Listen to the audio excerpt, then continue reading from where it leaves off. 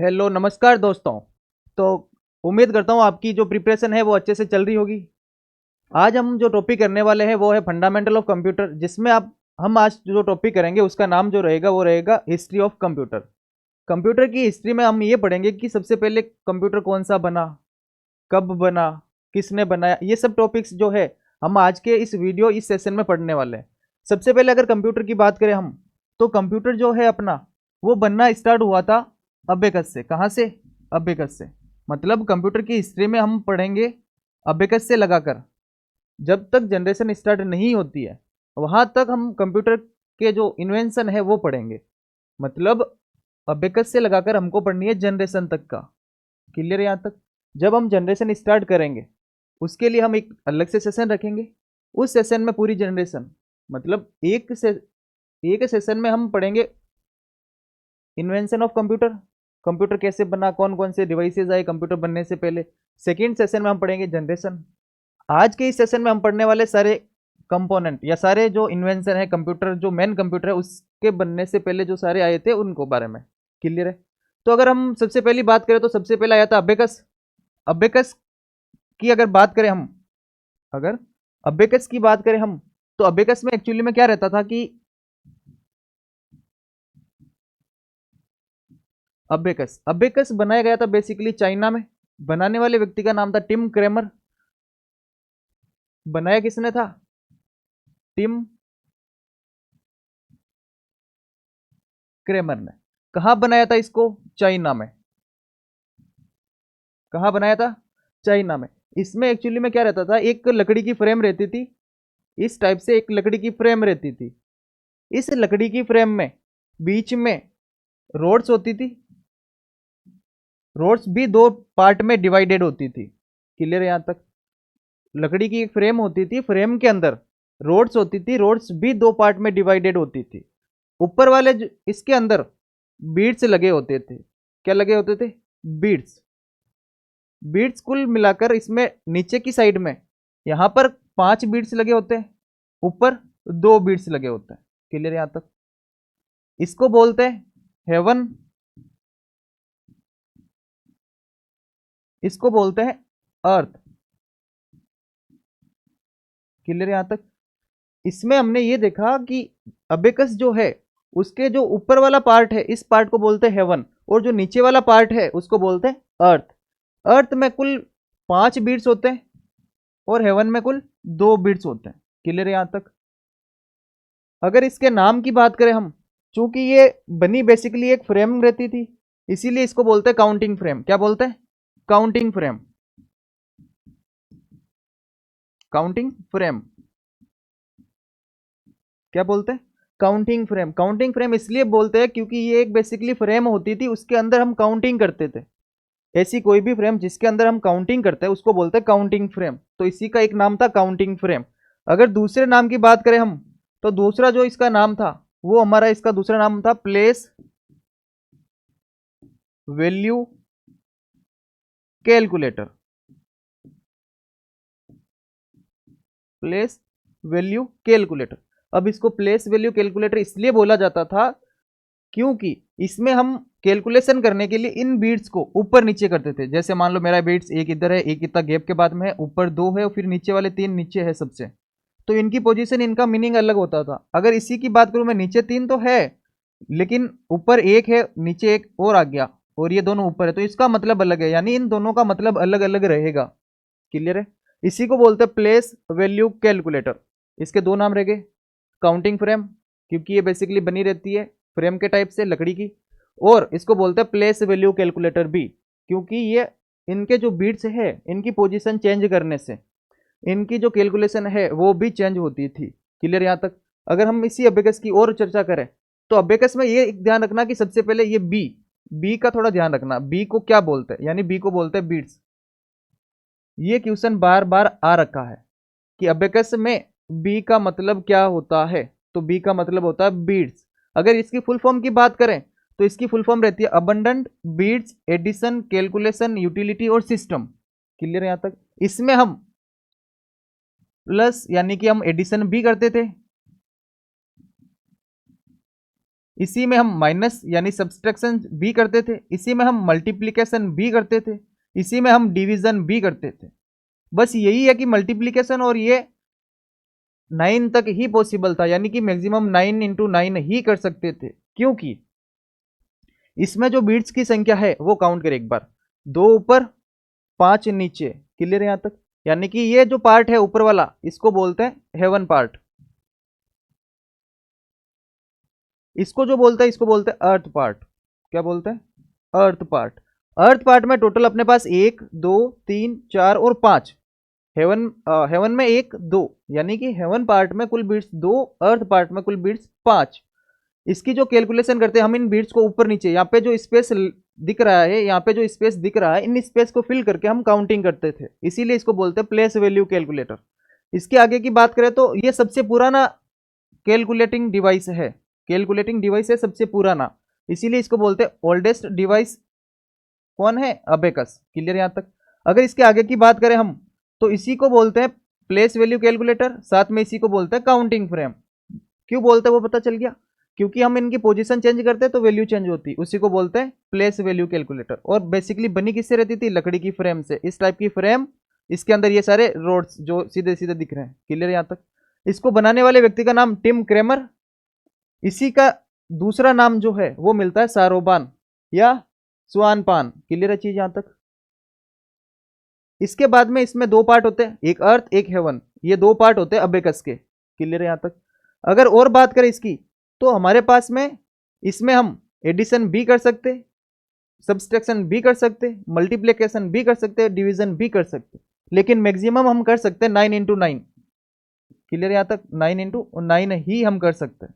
यह था अपना बेसिकली अबेकस डिवाइस, जो कि सबसे प्राचीन सबसे पुराना डिवाइस है जिसमें हम कैलकुलेशन करते थे। अगर सेकेंड डिवाइस की बात करें, तो हमारे पास में जस्ट अबेकस के बाद में आया था नेपियर बोन। कौन सा आया था? Napier bones. Napier bones basically एक फ्रेम ही होती थी, बस ये फ्रेम अलग चीज की बनी होती है।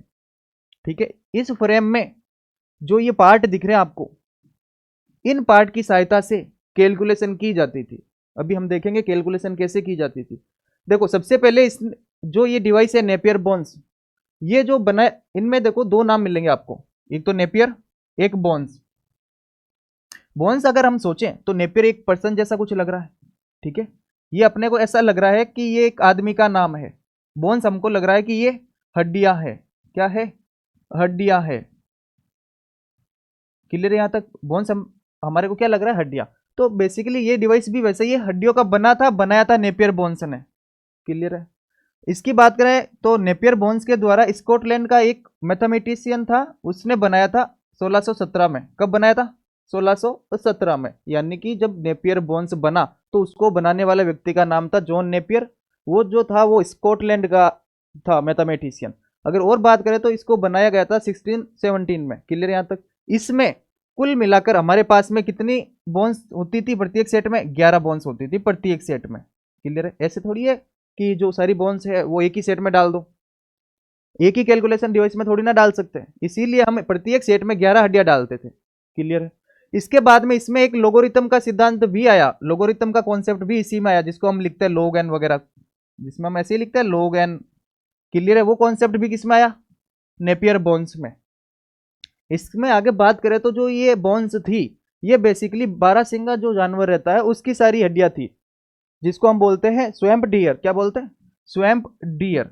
ये उस जानवर की हड्डियां होती थी। अब नेपियर खुद की हड्डियां तो काम ले नहीं सकता, अगर खुद की हड्डियां काम लेगा तो ये वहीं पे फिनिश हो जाएगा। तो ये दूसरों की हड्डियां, दूसरे भी जानवर की हड्डियां, जानवर का नाम भी 12 सिंगा, उसकी हड्डियां यूज लेता था। इसमें एक जो कॉन्सेप्ट मिला अलग से, वो मिला राब्डोलॉजी का, यानी कि ये जो लेटेस्ट जो मल्टीप्लीकेशन है वो इसमें किया जाता था। अब ये होता क्या है, अगर इसकी बात करें हम, जैसे मान लो मेरे को मल्टीप्लीकेशन करना है 4 2 1, इसको मल्टीप्लाई करना है 4 से। क्लियर है? इसका आंसर जो अपने पास आएगा वो आएगा 4 8 और 16, ऐसा ही आएगा कुछ। अब अगर इसमें से निकाले अपन तो अपने पास है 4, ये 4। क्लियर है? फिर 4 2 1, तो अपने पास वैल्यू आएगी ये 4 वाली वैल्यू ये रहेगी। 1 और 6 क्या आएगी? 1 और 6। फिर हमारे पास आएगी आगे 4 2 में आएगी ये वाली 0 और 8, 0 और 8, फिर हमारे पास में आएगी 1, 1 वाली 0 और 4, क्या आएगी 0 और 4। तो हम इसमें अगर कैलकुलेशन करते हैं तो इसका आंसर अपने को मिलेगा 4, फिर इन दोनों को एडिशन करेंगे तो 8, फिर इन दोनों एडिशन करेंगे तो 6, इसका एडिशन करेंगे तो 1। मतलब जो हमने लिखा इसमें हमने यही लिखा कि हमारे पास में वैल्यू आई थी 1/6, फिर हमारे पास में वैल्यू आई थी 0/8, फिर हमारे पास में वैल्यू आई थी 0/4। तो इस कॉन्सेप्ट में जो वैल्यूज ली जाती है वो सबसे पहले राइट साइड के नीचे वाली वैल्यू ली जाती है। तो हमने ली 4, फिर ये वाली वैल्यू, फिर ये वाली जो वैल्यू है वो, और ये वाली जो वैल्यू है वो, इन दोनों का एडिशन किया जाता है। तो अब एडिशन करेंगे तो 0 + 8 बराबर 8 मिलेगा अपने को। क्लियर है, यहां तक अपना आया 8। फिर हम इस चीज का और इस नंबर का एडिशन करेंगे तो अपने को मिलेगा 0 + 6, क्या मिलेगा 0 + 6, तो आंसर आएगा 6। फिर बचा 1 तो आएगा 1। तो जो हमने आंसर पहले निकाला वो आंसर और ये आंसर सेम मिलता है, इसी को बोलते हैं लेटिस मल्टीप्लीकेशन। ये फॉरेन कंट्रीज में नेपियर बोन्स आने पर चलाया जाता था। क्लियर है यहां तक। ये था अपना नेपियर बोन्स, यानी कि सेकेंड डिवाइस हमने पढ़ा वो था नेपियर बोन्स। नेपियर बोन्स में याद रखने लायक यही बातें हैं कि प्रत्येक सेट में 11 हड्डियां होती थी। 11 हड्डियां होने के साथ में प्रत्येक सेट में 11 हड्डियां, और साथ में इसमें कौन सा मल्टीप्लीकेशन करने का जो तरीका है वो यूज लिया जाता था, तो या तो राब्डोलॉजी या अपने पास लेटिस मल्टीप्लीकेशन। क्लियर है। इसमें हड्डियां किसकी थी 12 सिंगा की, जिसको आप बोलते हैं स्वयंबटियर, या इसमें लोगोरिथम का कॉन्सेप्ट भी आया हमारे पास में सबसे पहले। क्लियर है। अगर अगले डिवाइस की हम बात करें तो हमारे पास में अगला डिवाइस आता है, एक तो घंटर स्केल, एक मिलता है स्लाइड रूल। ये बेसिकली दोनों लगभग सेम है। क्लियर है, लगभग दोनों सेम है। ये अपने पास घंटर स्केल और ये अपने पास मिलेगा स्लाइड रूल। क्लियर है। इसमें क्या होता था कि जो ये बीच में जो पार्ट आपको दिख रहा है, इस पार्ट को नीचे की स्केल के ऊपर राइट लेफ्ट करने से इनकी पोजीशन भी बदलती थी। क्लियर है। इसको जो बनाने वाला व्यक्ति है वो है एडमंड गंटर, और इसको जो बनाने वाला व्यक्ति है वो है विलियम आउटरेट। विलियम आउटरेट। क्लियर है। अगर इसके सन पूछ ले तो इसको बनाया गया था 1620 में। कब बनाया गया था 1620 में। इसको बनाया गया था अप्रोक्सीमेट 1630 में। इनके सन नहीं पूछा करते, लेकिन थोड़ी बहुत याद रख रहे, क्योंकि ऑप्शन में इन दोनों में कंफ्यूजन रहता है। कभी 20 इसको मान लेते हैं, कभी 20 इसको मान लेते हैं। क्लियर है। तो दोनों ऑप्शन याद रखें, 20 और 30। अगर इसके जस्ट बाद की डिवाइस की बात करें तो हमारे पास में आया था एक बहुत इंपॉर्टेंट पार्ट या बहुत इंपॉर्टेंट डिवाइस, जिसको बोलते हैं पास्कलाइन। क्या बोलते हैं पास्कलाइन। पास्कलाइन को बनाने वाले व्यक्ति का नाम था ब्लेज पास्कल। क्या नाम था ब्लेज पास्कल, जिसको बनाया गया था 1642 में। बेसिकली ब्लेज जो पास्कल है वो इस टाइप का कुछ डिवाइस दिखाई देता था। इस डिवाइस में कैलकुलेशन कैसे होती थी, ये जो बीच में व्हील लगा है, इस व्हील को घुमाने से इसके ऊपर की जो पोजीशन है वो चेंज होती थी। यानी कि अगर इस व्हील को हम क्लॉकवाइज घुमाएंगे तो ये जो नंबर है ये नंबर भी क्लॉकवाइज घूमेगा। अगर हम इसको एंटी क्लॉकवाइज घुमाएंगे तो ये जो नंबर है वो भी एंटी क्लॉकवाइज घूमेगा। जैसे कि आजकल जो गाड़ियां चल रही है बाइक वगैरह, उनके स्पीडोमीटर में भी वैसा ही होता है। अगर उसी टायर को उल्टा घुमाते हैं तो वो जो नंबर है किलोमीटर का जो है सुइया, वो भी उल्टा घूमता है। यानी कि जो नंबरिंग चलती रहती है वो उल्टी घूमती है, या अगर हम उसको सीधा घुमाते हैं तो वो नंबरिंग भी सीधी घूमती है। इसीलिए इस पास्कलाइन का यूज किया जाता था किसमें, स्पीडोमीटर में। किसमें, स्पीडोमीटर में। इसके अलावा हम इसकी बात करें तो अभी तक हमने जो पढ़ा अबेकस और नेपियर बोन्स, दोनों में या तो लकड़ी की फ्रेम थी या जो हड्डियों का कुछ बना था फ्रेम के अंदर, दोनों चीजें थी। लेकिन इसमें हम ये देखते हैं कि ये मैकेनिकल है, व्हील भी लगा है, इसको घुमाते हैं, नंबर भी चलते हैं, ये ऐसा कुछ मैकेनिकल डिवाइस है। तो इसी को बोलते हैं फर्स्ट मैकेनिकल डिवाइस। क्लियर है, फर्स्ट मैकेनिकल डिवाइस। देखो कंफ्यूजन की एक बात ये है कि हमारे पास जब मिलता है हमको ये कि फर्स्ट कैलकुलेटिंग डिवाइस, क्या मिलता है फर्स्ट कैलकुलेटिंग डिवाइस कौन सी थी, तो हमारा जो आंसर रहेगा वो रहेगा अबेकस। क्या रहेगा अबेकस। लेकिन हमसे ये पूछ लेता, अगर हमसे ये पूछ लेता, इसका आंसर जो रहेगा वो अपना रहेगा अबेकस। क्या रहेगा अबेकस, क्योंकि हमने कैलकुलेशन सबसे पहले किसमें की थी अबेकस में। किसमें की थी अबेकस में। लेकिन अगर हमसे ये पूछ ले कि फर्स्ट मैकेनिकल कंप्यूटर या कैलकुलेटर कौन सा है, फर्स्ट मैकेनिकल कैलकुलेटर कौन सा है, तो फर्स्ट मैकेनिकल कैलकुलेटर अपना रहेगा पास्कलाइन। ये फर्स्ट मैकेनिकल है। अगर मैकेनिकल वर्ड नहीं दिया होता यहाँ पर तो हम करते अबेकस। बस इतना सा डिफरेंस है। या अपने से पूछा जाए कि फर्स्ट मैकेनिकल कैलकुलेटर तो पास्कलाइन, अपने से पूछा जाए फर्स्ट कैलकुलेटर तो अबेकस। क्लियर है यहाँ तक? बनाया गया था पास्कल के द्वारा कब? 1642 में। फर्स्ट मैकेनिकल कैलकुलेटर है, यूज किया जाता है स्पीडोमीटर में। हमने इन तीनों पॉइंट का डिस्क्रिप्शन देख लिया। फिर अगर हम बात करते हैं इसी डिवाइस का, तो इसी डिवाइस को अपडेट करके कुछ ऐसा डिवाइस बनाया गया। इस डिवाइस में भी कैलकुलेशन होती थी। क्लियर है? इस डिवाइस में साइड में हैंडल भी लगे होते थे। क्लियर है? इसी मशीन का जो इन्वेंशन है वो किया था गोटफ्रीड विल्हेम लेबनिज ने। इसी को बोलते हैं रेकनिंग मशीन, इसी को बोलते हैं स्टेप्ड रेकनर, इसी को बोलते हैं कैलकुलस। क्लियर है चीज? किसने बनाया था? गोटफ्रीड विल्हेम वॉन लेबनिज ने। कब बनाया था? देखो इसमें दो सन है, 1672 और 1994। यानी कि जब इसने इस मशीन के साथ में काम स्टार्ट किया वो किया था 1672 में, बट इस मशीन को कंप्लीटली इसने बनाया था 1994 में। अगर हमसे पूछ ले कि रेकनिंग मशीन कब बनाई गई तो हम आंसर में करेंगे 1994। अगर ये किसी कारण से ऑप्शन में नहीं मिलता है तो हम इस पर जाएंगे, लेकिन फर्स्ट प्रायोरिटी हमारी ये रहेगी। क्लियर चीज? क्योंकि जो डेवलपमेंट फिनिश हुआ वो फिनिश हुआ था 1994 में, लेकिन इसने जब डेवलपमेंट स्टार्ट किया अपना, जब हम किसी चीज का डेवलपमेंट स्टार्ट करते हैं तो हम इनिशियली फेज में छोटी छोटी चीजें या हम सीखते हैं कैसे बनाई जाती है, तो इसने वही काम किया। सबसे पहले सीखने का काम वगैरह स्टार्ट किया था 1672 में, बट इसने फिनिश कब किया? 1994 में। क्लियर है यहाँ तक? इसके बाद में इसी मशीन को बोलते हैं रेकनिंग मशीन, या इसी को बोलते हैं स्टेप्ड रेकनर, या इसी को बोलते हैं कैलकुलस। ये जो गोटफ्रीड विलियम लेबनिज है, ये जो व्यक्ति है, इसी ने बनाई थी कौन सी मशीन? रेकनिंग। इसी को बोलते हैं रेकनिंग, स्टेप्ड रेकनर या कैलकुलस। क्लियर यहाँ तक? ये उस व्यक्ति के साथ में काम करता था जिसका नाम है न्यूटन। क्या नाम है? न्यूटन। बड़ा साइंस में न्यूटन वही है, इसके साथ में काम करता था ये। इसके बाद में अगर हम बात करें अरिथोमीटर की, तो ये बनाया गया थॉमस डी कालमोर के द्वारा। कब बनाया गया? 1820 में। ये डिवाइस भी, अरिथोमीटर की बात करें हम, तो ये डिवाइस भी इसी का अपडेट वर्जन था, और कुछ नहीं था। देखो इसमें थोड़ा अपडेट किया, इस बॉक्स को खोला और थोड़ा अपडेट किया, ये बना। फिर इसी का अपडेट किया, कुछ ऐसा बना, इसी को बोलते हैं अर्थोमीटर। क्या बोलते हैं? अरिथोमीटर। ये बेसिकली तीनों डिवाइस एक ही सीक्वेंस में चलती है, मतलब इन्हीं का अपडेशन आपस में चलता रहता है। इसी को बोलते हैं अरिथोमीटर। क्लियर यहाँ तक? बनाया किसने था? थॉमस डी कालमोर ने। कब बनाया था? 1820 में। कब बनाया था? 1820 में। इसके बाद में अगर हम नेक्स्ट बात करें, तो जब ये पास्कल था, ये पास्कल ने डिवाइसेस बनाई, फिर इसकी डेथ हो जाती है। यानी कि इसकी डेथ होने के बाद में पास्कल जो प्रोग्रामिंग लैंग्वेज है किसी और पर्सन ने बनाई। क्लियर है? बनाई किसने? निकोलस विर्थ ने बनाई थी। कब बनाई? 1969 में। कब बनाई? 1969-70 में निकोलस विर्थ के द्वारा पास्कल प्रोग्रामिंग लैंग्वेज को बनाया जाता है। हमसे यह भी पूछा जाता है इनमें से कौन सा डिवाइस नहीं है, फिर हम ऑप्शन में मिलता है 3 डिवाइस, फिर पास्कल मिलता है। तो पास्कल एक प्रोग्रामिंग लैंग्वेज भी है। क्लियर है यहाँ तक? इसको जो प्रोग्रामिंग लैंग्वेज है ये बेस थी किस पर? एल्गो 60 पर। किस पर बेस थी? एल्गो 60 पर। अगर एल्गो 60 की बात करें तो इसको बनाया था किस साइंटिस्ट ने? जॉन बेकस ने। ये जॉन बेकस नाम सुना कहीं जॉन बेकस का? ये जॉन बेकस वही है जिसने फोर्ट्रान लैंग्वेज भी बनाई। जॉन बेकस वही आदमी है, वही साइंटिस्ट है जिसने फोर्ट्रान लैंग्वेज भी बनाई 1956 के अंदर। फोर्ट्रान कब बनाई थी? 1956 के अंदर। क्लियर यहां तक? अगर हम बात करें जॉन बेकस की, तो ये जॉन बेकस जो है क्या बनाई? फोर्ट्रान।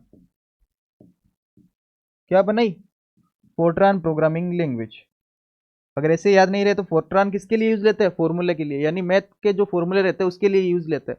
और जब मैथ के फॉर्मूले अपने को नहीं आते तो अपन क्या बोलते हैं? ये सारे फॉर्मूले बकवास है। तो वही बकवास जॉन बेकस, बेकस मतलब बकवास, जॉन बकवास, तो जॉन बकवास ने ही फॉर्मूला ट्रांसलेशन नाम करके एक प्रोग्रामिंग लैंग्वेज बनाई जिसको शॉर्ट में बोलते थे फोर्ट्रान। फोर्ट्रान का ही पूरा नाम है फॉर्मूला ट्रांसलेशन। क्लियर है यहां तक? अगर इसके आगे की बात करें तो इसके आगे एक जो और डिवाइस बनाया गया था, वो डिवाइस बनाया गया था जैक्वार्ड से लूम। जैक्वार्ड एक पर्सन का नाम है, जैक्वार्ड एक पर्सन का नाम है, एक साइंटिस्ट का नाम है। क्लियर है यहां तक?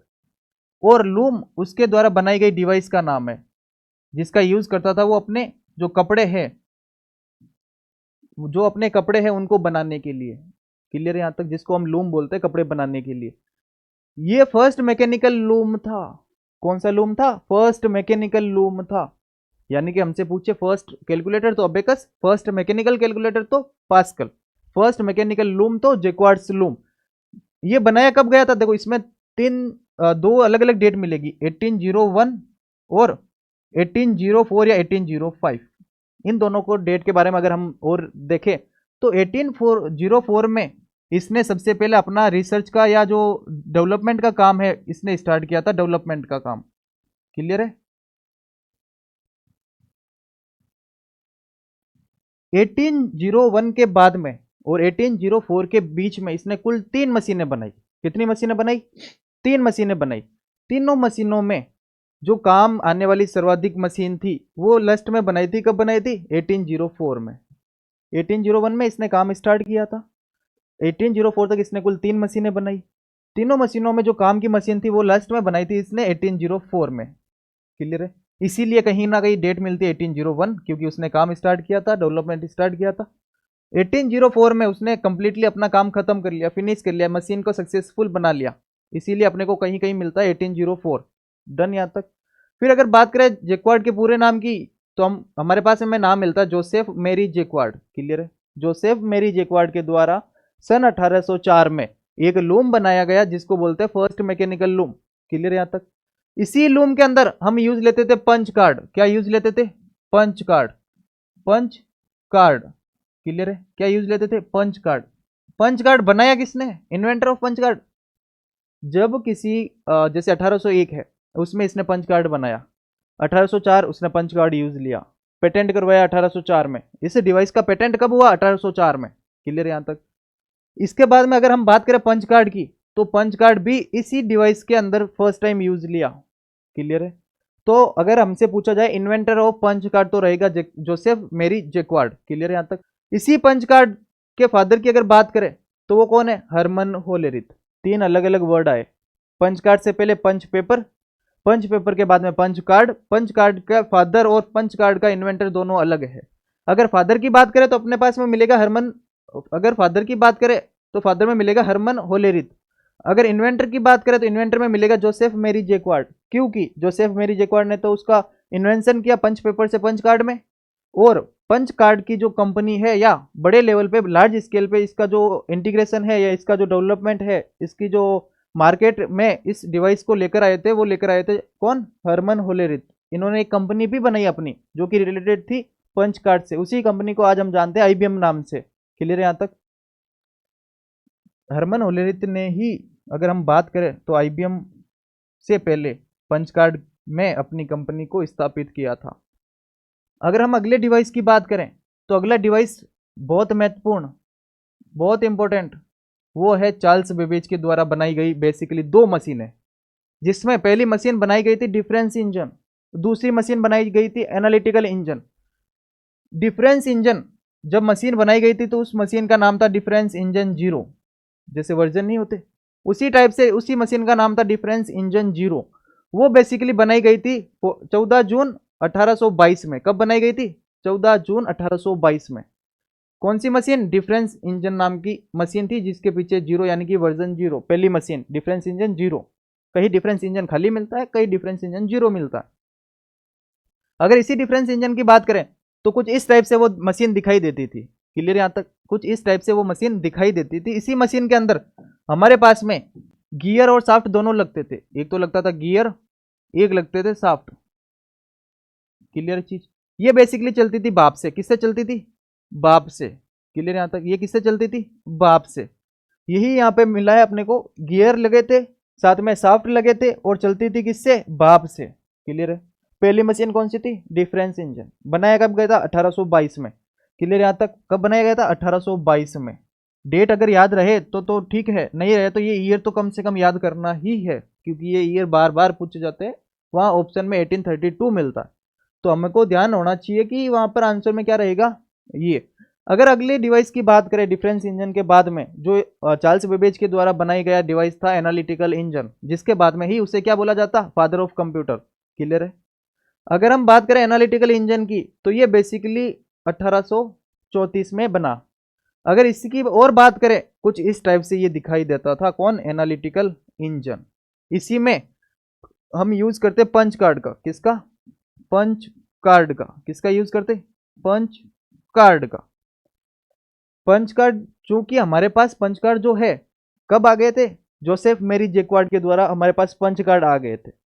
कीबोर्ड हमारे पास में कब आया, कंप्यूटर की थर्ड जनरेशन में। उसके बीच में जो डिवाइस हम यूज लेते, वो डिवाइस यूज लेते हम पंच कार्ड। क्या यूज लेते, पंच कार्ड। पंच कार्ड अगर कोई भी पूछ ले जो कि थर्ड जनरेशन से पहले और अबेकस के बाद में है, तो उनके सबके आंसर रहेंगे punch card, input output punch card. Clear है। तो इसमें भी उसी का यूज करते थे, किसका, पंच कार्ड, जिसके फादर कौन है, जो इन्वेंटर है वो है जोसेफ मेरी जैकवार्ड और फादर है हरमन होलेरिथ। किसके लिए, इनपुट और आउटपुट के लिए। थोड़े समय बाद हम ये भी पढ़ेंगे कि पंच कार्ड स्टोरेज के लिए भी यूज लिया जाता था। क्लियर है। फादर ऑफ कंप्यूटर किसको बोला जाता है, चार्ल्स बेबेज को। चार्ल्स बेबेज के द्वारा बनाई गई मशीन एनालिटिकल इंजन को बनाने के बाद ही किसको, चार्ल्स बेबेज को फादर ऑफ कंप्यूटर बोला जाने लगा। इसके पहले इनको फादर ऑफ कंप्यूटर नहीं बोला जाता। कौन सी मशीन, एनालिटिकल इंजन बनाने के बाद में इनको फादर ऑफ कंप्यूटर बोला जाने लगा। जो चार्ल्स बेबेज ने मशीन बनाई थी एनालिटिकल इंजन, ये इनके द्वारा कंप्लीट नहीं बनाई गई, इनको कंप्लीट किया गया था इनके ही हेनरी बेबेज के द्वारा। किसके द्वारा, हेनरी बेबेज के द्वारा, चार्ल्स बेबेज के द्वारा बनाई गई मशीन को कंप्लीट किया गया। डन यहाँ तक। अब एक चीज ये ध्यान रखें कि जब ये मशीन बनाई गई तो इस मशीन में कुछ अलग से कॉन्सेप्ट भी दिए गए। यानी कि इस मशीन में हमने ये बताया कि ये मशीन कुछ इनपुट लेगी, उसका कुछ प्रोसेस करेगा, वापस कुछ आउटपुट देगी। क्लियर है। बट इसमें ध्यान रखने लायक यही बात है कि इनपुट को तो इनपुट बोलते थे, इनपुट को तो इनपुट ही बोलते। इनपुट लेने के बाद में प्रोसेस को, किसको, प्रोसेस को कुछ और नाम से जानते हम, जो बोलते हैं प्रोसेस। प्रोसेस को इसमें बोलते थे मील। क्या बोलते, मील। इनपुट लेगा, मील करेगा, मील करने के बाद में आउटपुट अपने पास ला के देगा। क्लियर चीज। एक तो कॉन्सेप्ट ये मिला था अपने को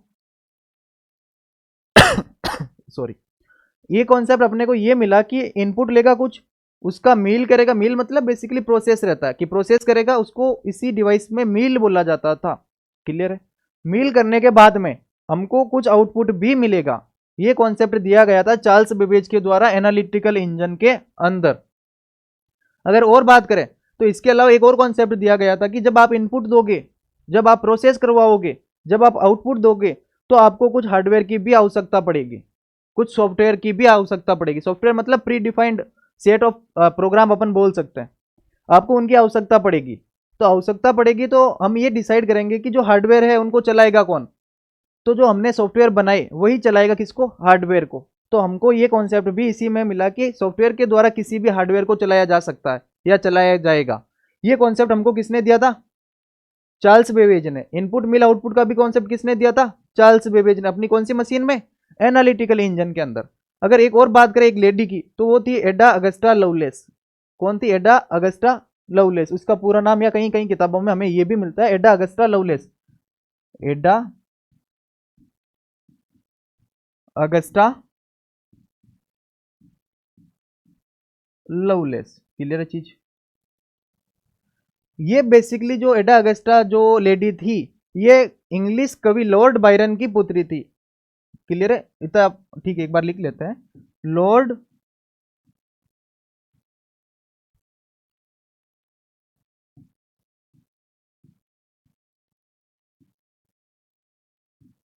ये जो थे, ये थे इंग्लिश कवि।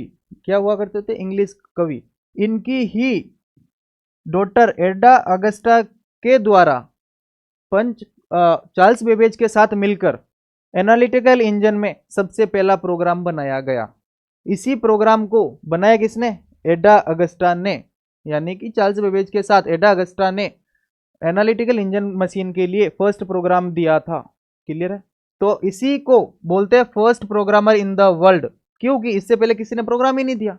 हमने पढ़ा ना, इसके अंदर कॉन्सेप्ट मिला अपने को इनपुट आउटपुट का, सॉफ्टवेयर का कॉन्सेप्ट तो इसमें मिला। जब सॉफ्टवेयर का कॉन्सेप्ट आएगा जब भी प्रोग्राम देंगे, और जब प्रोग्राम देंगे तो वही फर्स्ट प्रोग्रामर रहेगी। तो हमने सबसे पहले इसी में पढ़ा, तो फर्स्ट प्रोग्रामर ही इसी में। इससे पहले हमने जो डिवाइसेस पढ़ी, चाहे वो स्लाइड रूल हो, चाहे वो पास्कल हो, किसी में किसी ने प्रोग्राम नहीं दिया। फर्स्ट प्रोग्राम इसी में दिया गया था, वो भी दिया किसने, एडा अगस्टा ने। तो इसी को बोलते हैं first programmer in the world. World की पहली प्रोग्रामर किसको बोलते हैं? एडा अगस्ता को। क्लियर यहाँ तक? इसके बाद में अगर हम बात करें तो हम बात करते हैं हरमन होलेरिथ की, जिन्होंने एक बहुत बड़ी कंपनी, और जो बोलते हैं फादर ऑफ पंच कार्ड भी इन्हीं को बोलते हैं। इनको क्या बोलते हैं? Father of punch card. जो इन्होंने कंपनी बनाई किसके लिए? पंच कार्ड के लिए। इन्होंने पंच कार्ड के लिए सबसे पहले जो कंपनी बनाई वो बनाई थी 1896 में। कब बनाई? 1896 में, जिसको बोलते हैं टेबुलेटिंग मशीन कंपनी। क्या बोलते हैं? Tabulating machine company. ये सबसे पहले बेसिकली बनाई गई थी हरमन होलेरिथ के द्वारा 1896 में। कब बनाई गई थी? 1896 में। अगर हम और बात करें तो 1911 में इसी कंपनी को नाम चेंज करके, यानी कि जब दूसरी कंपनियां और से मिली तो इसका नाम भी चेंज किया गया। बेसिकली खुद की अकेली होती तो नाम चेंज नहीं करते तो भी चलता। बेसिकली इसका जो काम है, किसी और कंपनी के साथ में मिलने के बाद में इसका नाम चेंज कर दिया गया। इसका नाम चेंज करने के बाद में हमारे पास जो नया नाम मिलता है वो मिलता है कंप्यूटर रिकॉर्डिंग कंपनी। कौन सी company? Computer recording company. Computer recording company, जिसको शॉर्ट में CTR भी बोलते हैं, computer recording company. Computer tabulating recording भी बोलते हैं, कंप्यूटर टेबुलेटिंग रिकॉर्डिंग भी बोलते हैं, और कंप्यूटर रिकॉर्डिंग कंपनी भी बोलते हैं।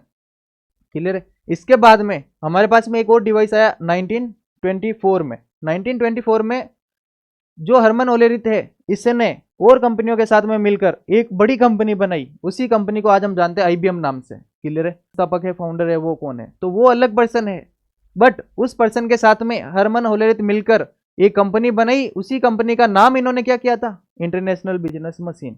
फाउंडर किसका? IBM का। वो पढ़ते हैं आप। इसके बाद में इसी IBM के जो टॉप लेवल के साइंटिस्ट थे, उनको ये काम दिया गया कि एक आपको कंप्यूटर, इसका जो डेवलपमेंट है उनका प्रोसेस आगे करना है। क्लियर है? उन्हीं प्रोसेस करने के दौरान जो IBM के टॉप साइंटिस्ट थे, उन्होंने एक नई डिवाइस या नया जो कंप्यूटर है उसको लॉन्च किया, उसका इन्वेंशन किया। इसके जो टॉप साइंटिस्ट थे उनमें एक जो लीडर का नाम रहता है वो रहता है हावर्ड आइकन। क्या रहता है? Howard Aiken. क्या नाम मिलता है अपने को? Howard icon. हावर्ड आइकन के द्वारा ही मार्क 1 नाम का एक कंप्यूटर बनाया गया, जो कि साइंटिस्ट थे IBM कंपनी के। डन यहाँ तक? जो कि साइंटिस्ट कहाँ के थे? IBM कंपनी के ही साइंटिस्ट थे। अगर हम बात करें मार्क 1 की, तो मार्क 1 मैकेनिकल भी था और इलेक्ट्रॉनिक भी था, तो इसी को बोलते थे इलेक्ट्रोमैकेनिकल कंप्यूटर। क्या बोलते? Electromechanical computer. डन यहाँ तक? फर्स्ट इलेक्ट्रोमैकेनिकल कंप्यूटर जो था वो था अपना मार्क 1। फर्स्ट इलेक्ट्रोमैकेनिकल कंप्यूटर था mark 1। First calculator abacus, first mechanical calculator pascal. First electromechanical computer कौन सा था? Mark 1। First mechanical calculator pascal, first electromechanical computer mark 1। Clear यहाँ तक? इसके बाद में अगर हम बात करें तो इसी डिवाइस के अंदर फर्स्ट जो प्रोग्राम दिया, वो प्रोग्राम मार्क 1 के अंदर दिया गया था 29 मार्च 1944 को। कब दिया गया? 29 मार्च 1944 को। इसी मशीन का अलग से नाम देखें अपन तो अपने पास मिलता है ऑटोमेटिक सीक्वेंस कंट्रोल्ड कैलकुलेटर।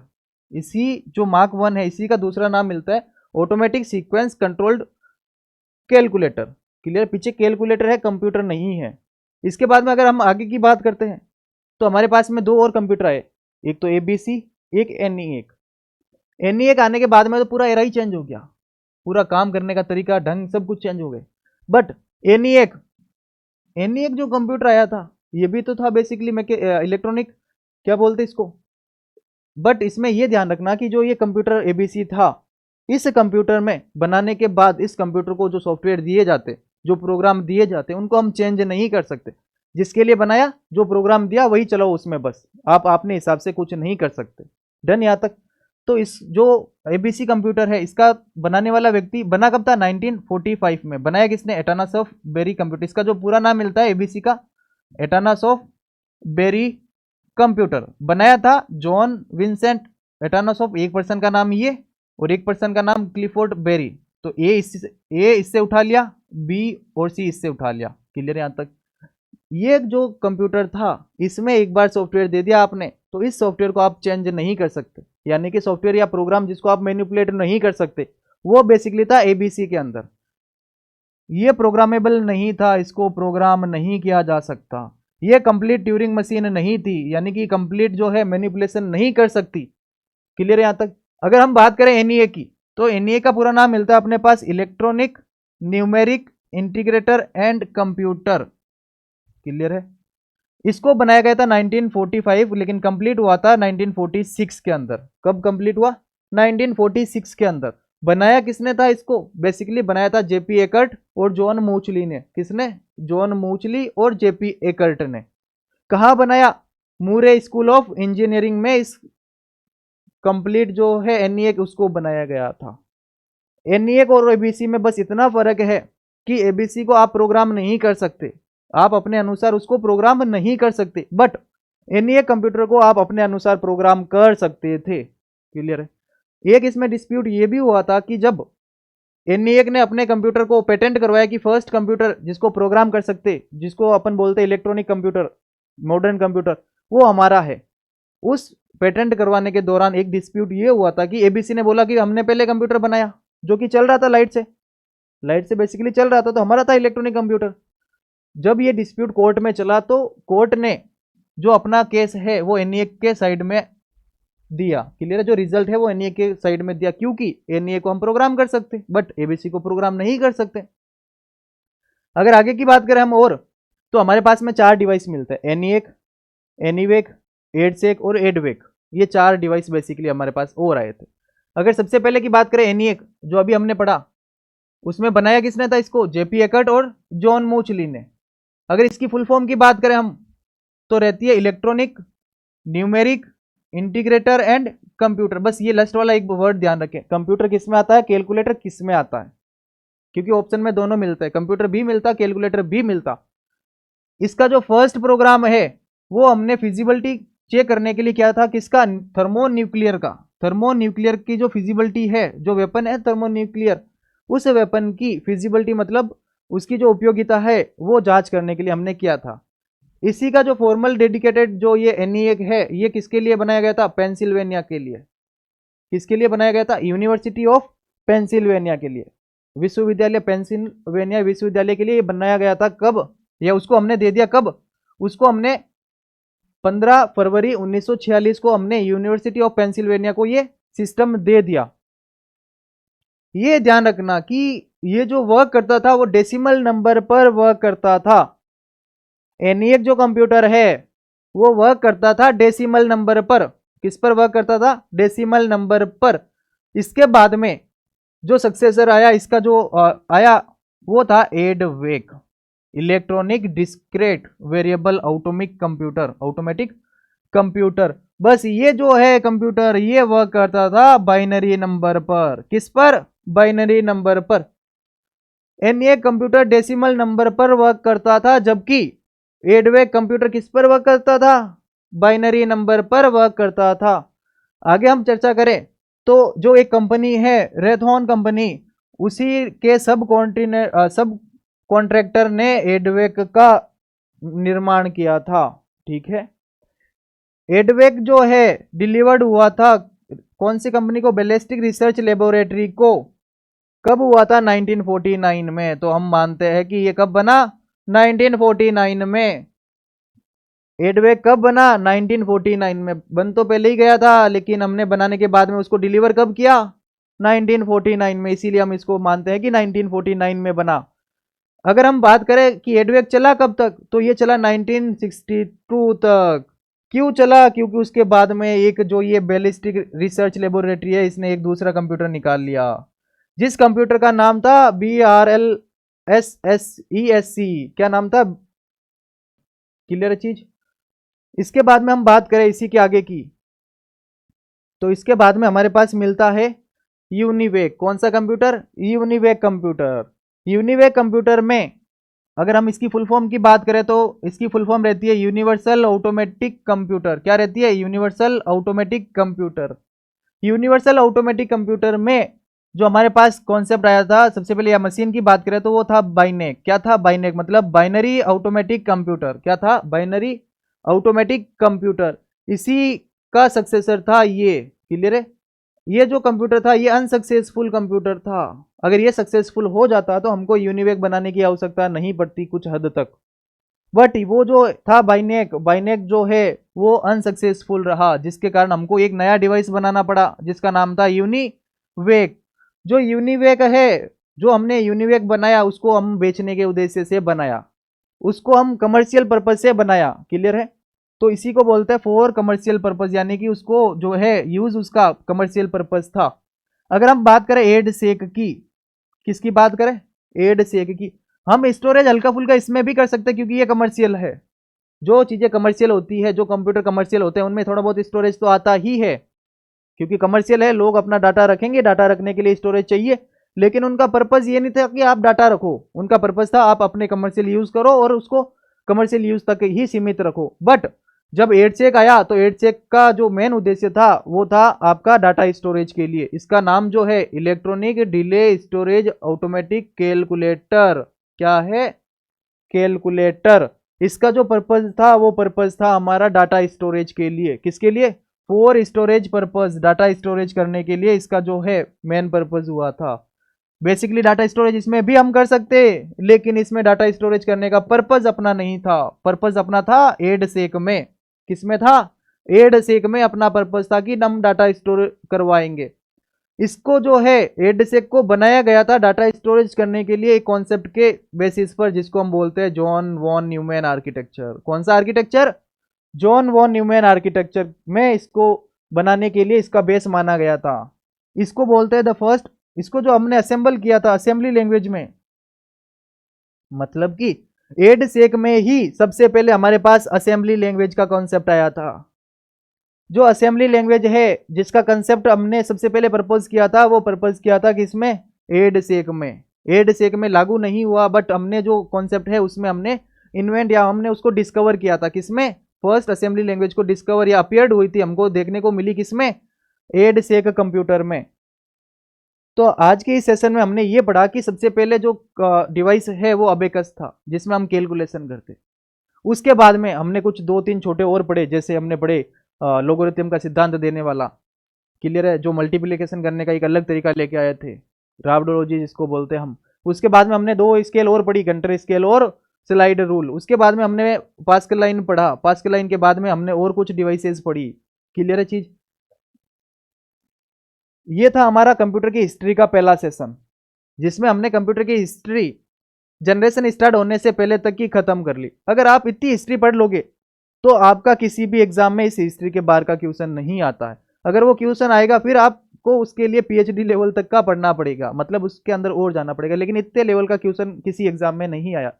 अगर हम माने कंप्यूटर हिस्ट्री को, तो हिस्ट्री में से किसी भी एग्जाम में एक या दो क्वेश्चन आते हैं, ज्यादा नहीं आते।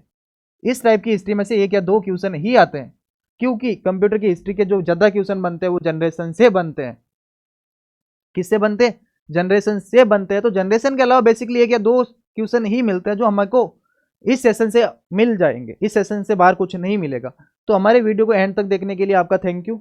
अगर आपको ये पसंद आए तो हमारे चैनल को शेयर और सब्सक्राइब भी करें, साथ ही वीडियो को भी लाइक करें। क्लियर है? हमारे चैनल को सब्सक्राइब करें। चैनल का नाम बेसिकली आपको मिल जाएगा IT क्रैकर्स। इसको सब्सक्राइब भी करें। वीडियो को एंड तक देखने के लिए थैंक यू अगेन।